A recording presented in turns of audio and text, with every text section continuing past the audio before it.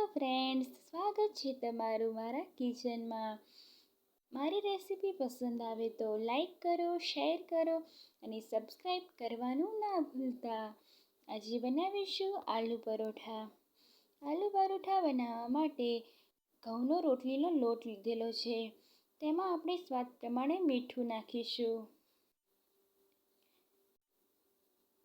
અડધી ટીસ્પૂન હળદર એડ કરીશું. તેમાં આપણે 3 ટેબલસ્પૂન જેટલું તેલ એડ કરીશું અને બધી જ વસ્તુને મિક્સ કરી લઈશું. આપણે તેનો લોટ એકદમ કઠણ પણ નહીં અને એકદમ નરમ પણ નહીં, તેવી રીતનો જ બાંધવાનો છે.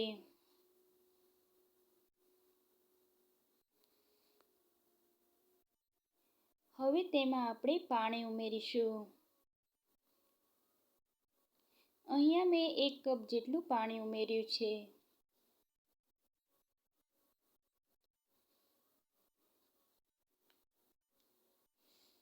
હવે લોટને આપણે 15 મિનિટ સુધી રેસ્ટ આપી દઈશું. હવે આપણે બટેટાનું સ્ટફિંગ તૈયાર કરીશું. તેના માટે આપણે મસાલો બનાવીશું. 1 ટેબલસ્પૂન જીરું, 1 ટેબલસ્પૂન ધાણા અને 1 ટેબલસ્પૂન વરિયાળી લઈશું. બટેટાના સ્ટફિંગના વઘાર માટે આપણે એક પેનમાં 3 ટેબલસ્પૂન જેટલું તેલ એડ કરીશું.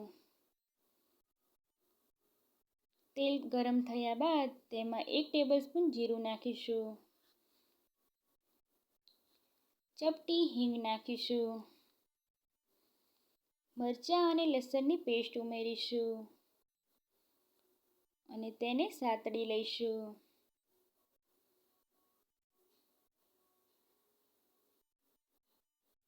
તેમાં આપણે લીમડાના પાન એડ કરીશું અને તેને પણ સાતળી લઈશું.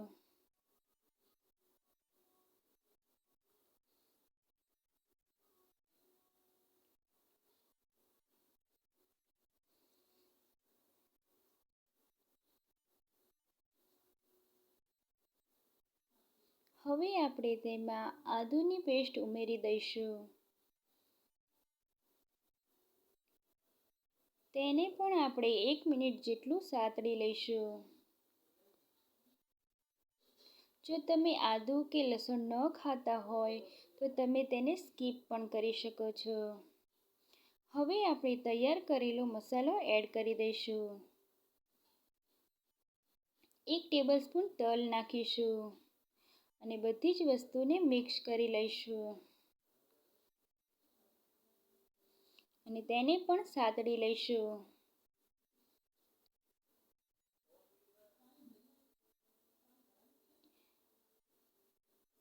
અહીંયા મેં 1 ઝીણી સમારેલી ડુંગળી લીધેલી છે. તેને પણ એડ કરી દઈશું અને તેને 3 મિનિટ સુધી સોતે કરી લઈશું. ત્યારબાદ આપણે તેમાં મસાલા નાખીશું. અડધી ટીસ્પૂન હળદર પાવડર, 1 ટીસ્પૂન લાલ મરચું પાવડર, 1 ટીસ્પૂન ધાણા જીરું પાવડર, અડધી ટીસ્પૂન ગરમ મસાલો નાખીશું અને મસાલાને આપણે 1 મિનિટ સુધી સાતળી લઈશું.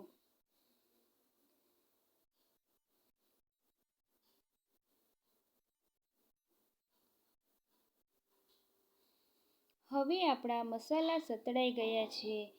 તેમાં બાફેલા બટેટાને મેશ કરીને ઉમેરીશું.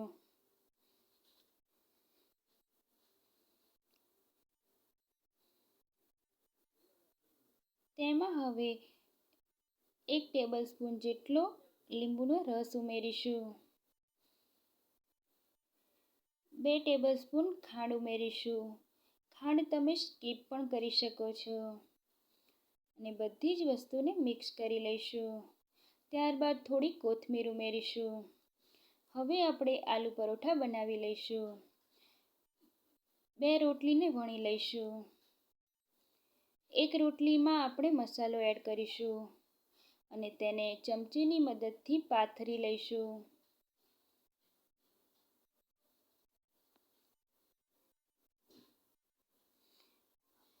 હવે આપણે કિનારી ઉપર પાણી લગાવીશું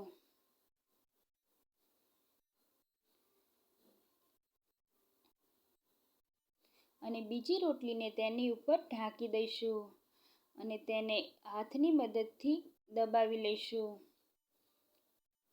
કાંટાની મદદથી આપણે તેને દબાવી લઈશું.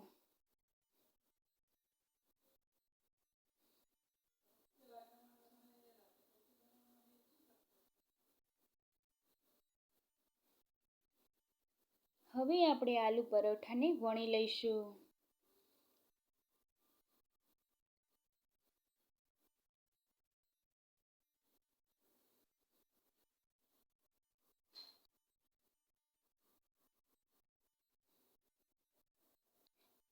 હવે આપણે આલુ પરોઠાને શેકી લઈશું. એકદમ ફૂલીને થયા છે ને બજાર જેવા.